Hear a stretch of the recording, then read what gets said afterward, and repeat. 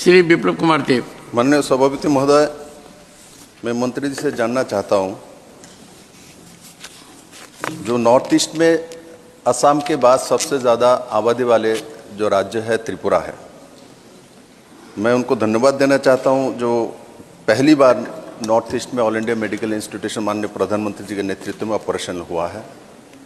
त्रिपुरा सरकार के तरफ से भी समय समय पर ऑल इंडिया मेडिकल इंस्टीट्यूशन के लिए केंद्र सरकार के साथ वार्तालाप और पत्राचार हुआ है।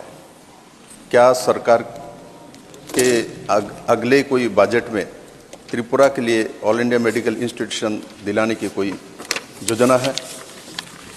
आपने माननीय सांसद महोदय का कहना है त्रिपुरा के बारे में, लेकिन मैं जहाँ तक कह रही हूँ कि पहली बार नॉर्थ ईस्ट को एक अलग डिपार्टमेंट भी पहली बार मिला है, उसमें सभी विभागों से बजट भी जा रहा है। तो सर, आपके माध्यम से मैं ये कहना चाहती हूँ सदन को कि जैसे मैंने कहा कि पहला नॉर्थ ईस्ट को एम्स असम गुवाहाटी मिला, वैसे ही पहला मेडिकल कॉलेज नागालैंड को भी मिला, हमारी सरकार ने दिया। पहला मेडिकल कॉलेज मिज़ोरम में भी दिया। और सर, मैं अभी सिक्किम होके आई तो उन लोगों ने भी धन्यवाद दिया कि पहला government college medical college Sikkim को मिल रहा है। तो नॉर्थ ईस्ट का डेवलपमेंट तो प्रायोरिटी है, लेकिन जो आपने त्रिपुरा के बारे में सोचा है तो बिल्कुल आपने पत्राचार भी किए थे और उसके आधार पर वहाँ पे upgradation of medical college, government medical college Tripura के लिए फेज़ 3 में हमने अप्रूव किया है बजट 150 करोड़। तो उसका काम सर जारी है। क्वेश्चन नंबर 33 श्री विप्लव कुमार देव। सप्लीमेंट्री 1 श्री विप्लव कुमार देव। माननीय सभापति महोदय, माननीय स्वास्थ्य मंत्री जी ने जो जवाब दिया उसमें एक समय देश में एक ही ऑल इंडिया मेडिकल इंस्टीट्यूशन जो कि दिल्ली में होती थी, और अटल जी के समय से लेके माननीय प्रधानमंत्री नरेंद्र भाई मोदी जी के नेतृत्व में सरकार आने के बाद अब तक 22 ऑल इंडिया मेडिकल इंस्टीट्यूशन पूरे भारत में दी गई है। इसमें 16 ऑपरेशनल है और 6 फुल्ली ऑपरेशनल है।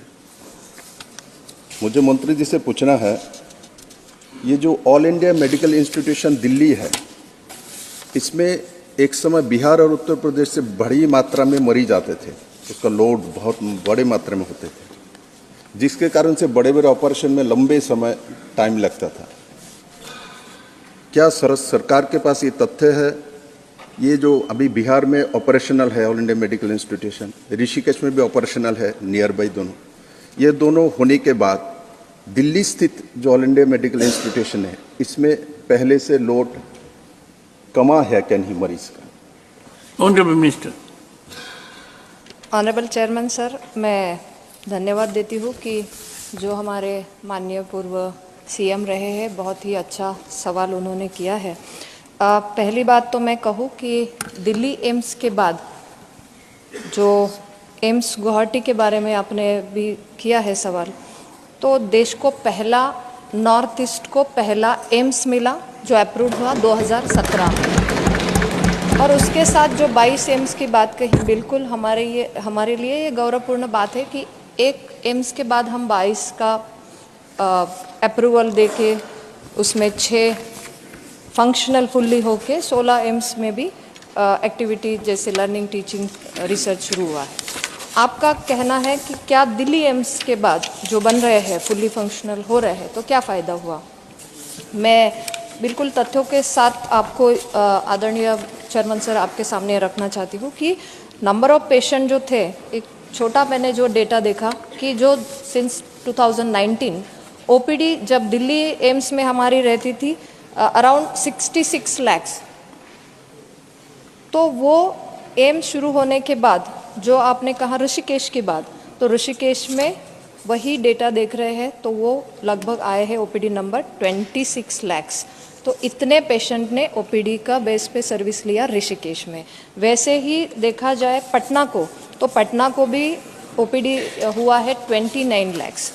तो इतने पेशेंट वही के वही एम्स होने के फंक्शनल फुल्ली होने के बाद इतने पेशेंट वहीं पे ओपीडी आईपीडी का फैसिलिटी ले रहे हैं। मुझे लगता है कि प्रधानमंत्री जी ने बिल्कुल सही दिशा में स्ट्रेंथन किया है हेल्थ सेक्टर को, चाहे वो प्राइमरी हो, सेकेंडरी हो, टर्शरी हो। और एम्स का हमारा विशेषता यही है कि टर्शरी लेवल को हम उसे स्ट्रेंथन कर रहे हैं।